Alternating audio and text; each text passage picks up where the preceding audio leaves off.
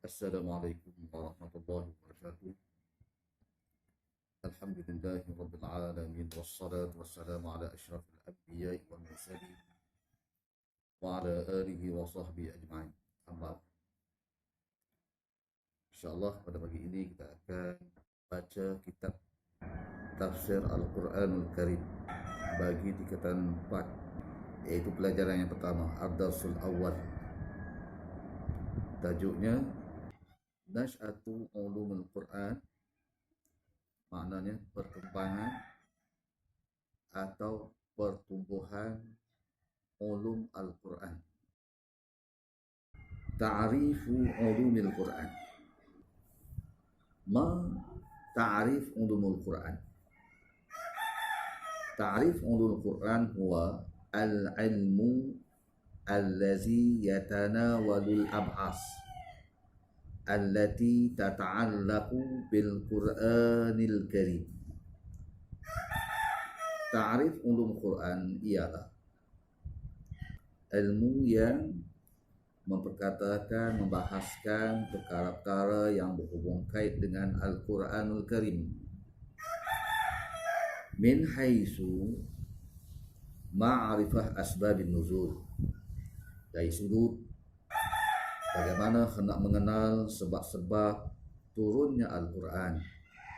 Wa jam'il Quran, dari sudut bagaimana Al-Quran dikumpulkan. Wa tartibihi, dan bagaimana Al-Quran, dari sudut Al-Quran disusun. Wa ma'rifatul makki wal madani, bagaimana kita nak kenal ayat Al-Quran, ayat Makki ataupun ayat Madani. Dan wan nasikh wal mansukh, dan nak kenal ayat Al-Quran yang nasikh dan yang mansukh. Kita ulang sekali lagi. Ta'rif ulum Al-Quran ialah huwa al-ilmu allazi yatanawalul abhas allati tata'allaqu bil Qur'anil Karim min haitsu ma'rifati asbabin nuzuli wa jam'il Qur'ani wa tartibihi wa ma'rifatul makki wal madani wan nasikhi wal mansukhi. Itulah ta'rif ulum Al-Quran. Uzkur salasah minal abhas allati fi ulum Al-Quran. Salasah minal abhas fi ulum Al-Quran hiya: awalan, min haitsu ma'rifah asbabin nuzul. Wa thaniyan, wa jam'il Quran wa tartibihi wa ma'rifatul makki wal madani. Wa rabi'an, wan nasikh wal mansukh. Nash'atu ulumul Quran, perkembangan ulum Al-Quran.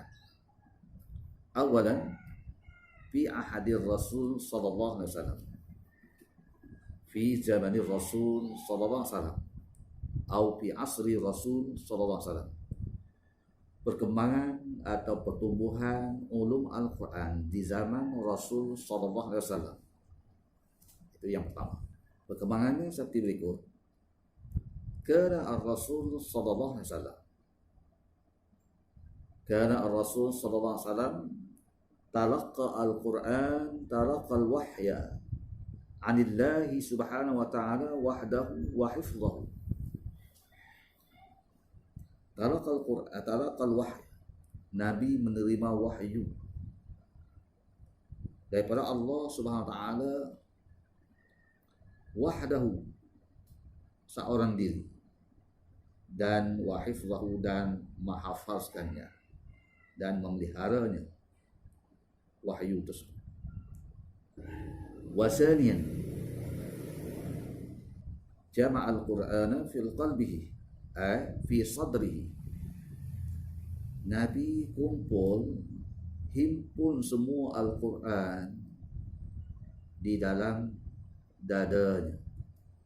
Semua Al-Quran 30 juzuk dan dihimpun di dalam dadanya. Semua berada di dalam dada Nabi sallallahu alaihi wasallam. Wasalisan, kana Rasul sallallahu alaihi wasallam ballagha ma unzila alaihi li ashabi.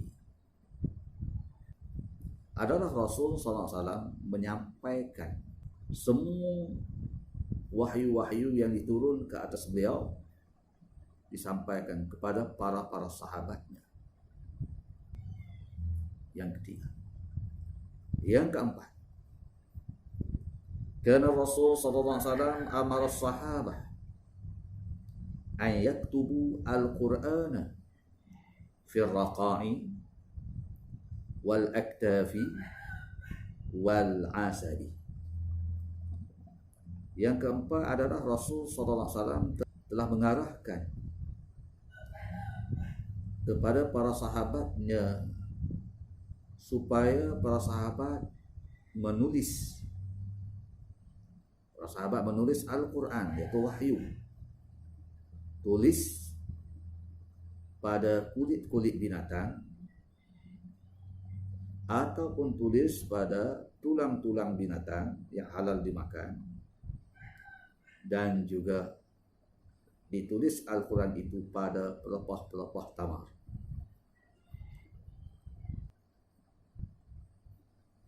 Wa khamisan, kana Rasul sallallahu alaihi wasallam qara al-wahy 'ala an-nasi 'ala muksin. Karena Rasulullah SAW telah membaca al-wahyu, Al-Quran tersebut, wahyu tersebut kepada orang ramai. Al-nas, orang ramai maksud di sini ialah kepada para sahabat. Nabi baca di hadapan para sahabat dengan secara perlahan-lahan, cara lambat-lambat. Ala muhsin, ala perlahan-lahan. Dan seterusnya, yang keenam, perkembangan ulum Al-Quran di zaman Rasulullah yang keenamnya, kerana Rasul SAW naha as-sahabah kitabah ghairul Qur'anil Karim. Naha as-sahabata kitabah ghairul Qur'an. Rasulullah SAW telah melarang para sahabat menulis lain daripada Al-Quran. Al-Quran sahaja yang dibenarkan tulis, lain daripada Al-Quran tidak dibenarkan. Kama qala Rasulullah sallallahu alaihi wasallam, seperti mana sabda Rasul sallallahu alaihi wasallam, la taktubu anni, jangan kamu tulis, hai para sahabat, jangan kamu tulis apa yang keluar daripada mulut aku, yang daripada tafsiran aku, daripada uraian aku, hanya tulis Al-Quran sahaja. Wa man kataba anni ghairul Quran falyamhuhu, barang siapa telah menulis daripada aku selain daripada Al-Quranul Karim, maka dipersilakanlah, diminta supaya memadamkannya. Rawahul Muslim. Rasulullah SAW tak membenarkan para sahabat hanya menulis Al-Quran sahaja, tak dibenarkan menulis daripada huraian Nabi. Rawahul Muslim. Kalau para sahabat tulis juga, Rasulullah minta supaya mereka padamkannya. Nas'atul Al-Quranul Karim fi asr sahabah. Perkembangan Al-Quran atau pertumbuhan ulum Al-Quran di zaman para sahabat. Itu yang kedua, perkembangan ulum Al-Quran di zaman sahabat bagaimana? Yang pertama, fi khilafah Abi Bakr As-Siddiq radhiyallahu anhu. Di zaman pemerintahan Sayyidina Abi Bakar radhiyallahu anhu, yaitu Abdullah bin Quhafah, Abi Bakar As-Siddiq radhiyallahu anhu. Sayyidina Abu Bakar telah menyuruh amara Zaid bin Sabit bi kitabatil Quran. Sayyidina Abu Bakar telah meminta Zaid bin Sabit, seorang sahabat Nabi, menulis Al-Quran. Maka kataba baina yaday Rasulillah sallallahu alaihi wasallam wa wafaqahu Umar radhiyallahu anhu. Dan Sayyidina Umar bersetuju berbuat demikian. Yang Pertama, fi khilafi Abi Bakrin radhiyallahu an amara Zaid bin Sabit bi kitabatil Quran. Ma kataba baina yaday Rasul sallallahu alaihi wasallam. Man wafaqahu wa wafaqahu Umar bin Al-Khattab radhiyallahu anhu. Wasanian itu fi khilafah Utsman bin Affan radhiyallahu anhu. Perkembangan atau pertumbuhan ulum Al-Quran di zaman Sayyidina Utsman radhiyallahu anhu. Tamma jam'al Quran fi mashafin wahid. Lengkaplah Al-Quran dikumpulkan, diletakkan di dalam sebuah mashaf, sebuah kitab Al-Quran. Fasumiyah bil mashaf al-imam. Mashaf tersebut dinamakan mashaf imam. Bil mashaf al-imam. Wasumiyat, dan dinamakan juga kitabatuhu, dan dinamakan kitabnya, penulisannya itu dinamakan kitabah bil rasmi al-Utsmani, rasam Utsmani. Dibangsakan pada Sayyidina Utsman, penulisan Utsman qad zaman Sayyidina Utsman an Affan radhiyallahu anhu bi kitabah bis rasmi al-Utsmani. Maka Al-Quran sekarang dinamakan kitabah rasam Utsman. Nasyatun Al-Quran di asal sahabah lagi yang ketiga, yaitu pada khalifah yang terakhir fi khilafah Ali bin Abi Thalib radhiyallahu anhu. Perkembangan ataupun pertumbuhan ulum Al-Quran di zaman Sayyidina Ali yang dilakukan oleh Sayyidina Ali. Amara Aba Aswad ad-Du'li bi wad'i qawaidin nahwi. Sayyidina Ali telah memerintah kepada Aba Aswad ad-Du'li supaya Aba Aswad ad-Du'li letakkan satu kaidah nahwu. Tujuan lihimayah, lihifazatil lughatil arabiyyah, untuk menjaga, untuk memelihara bahasa Arab itu sendiri. Wa dhabtin nutqi, dan untuk memantapkan pertuturan. Dhabti an-nutqi bil Qur'anul Karim, memantapkan, mengemaskan pertuturan, percakapan ataupun sebutan dengan Al-Quranul Karim. Sebut Al-Quran tadi dengan baik, dengan betul. Itulah yang berlaku di zaman Sayyidina Ali bin Abi Thalib. Rumusannya di zaman sahabat. Khulasatul qaul. Nasy'atul ulum Al-Quran di asal sahabah yang pertama, di mana Sayyidina Abu Bakar telah menyuruh Sayyidina Zaid bin Sabit supaya menuliskan Al-Quran, seperti mana beliau tulis di hadapan Rasul sallallahu alaihi wasallam pada tempoh hari. Dan Sayyidina Umar bersetuju dengan perbuatan demikian. Yang kedua, di zaman Sayyidina Utsman, pengumpulan Al-Quran telah sempurna dan dikumpulkan pada satu mashaf. Maka mashaf tersebut dinamakan mashaf imam, dan tulisannya dinamakan rasam Utsman. Datang zaman pemerintahan Sayyidina Ali bin Abi Thalib, perkembangannya Sayyidina Ali telah menyuruh Aba Aswad ad-Du'li meletakkan satu kaidah nahwu bagi menjaga bahasa Arab itu sendiri dan memantapkan percakapan dengan Al-Quranul Karim atau sebutan Al-Quranul Karim itu sendiri. Itulah perkembangan atau pertumbuhan ulum Al-Quran di zaman sahabat. Dan bagaimanakah perkembangan ulum Al-Quran di zaman tabi'in dan wa tabi'in dan tabi'in. Yang pertama, perkembangan ataupun pertumbuhan ulum Al-Quran di zaman tabi'in dan tabi'in dan tabi'in. Hum al-ulama fi asri tabi'in wa fi asri tabi'in dan tabi'in. Hum akhazu Al-Quranul Karim min akabir sahabah awit tabi'in.